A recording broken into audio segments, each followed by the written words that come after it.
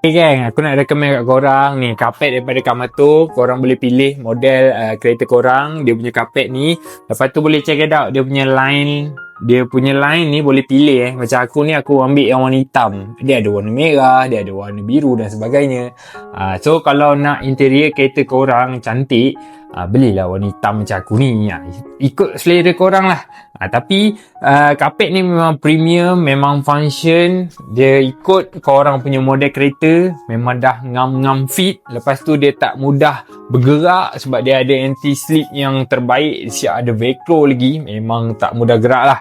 Dan dia brand Kamato ni memang well known lah, brand karpet kereta yang terbaik, premium. Harga dia okay, not bad, dalam 100 lebih macam tu ikut model kereta korang, dan dia berkualiti. Okay, so siapa-siapa minat boleh tekan link kat bawah sekarang untuk beli. Bye bye.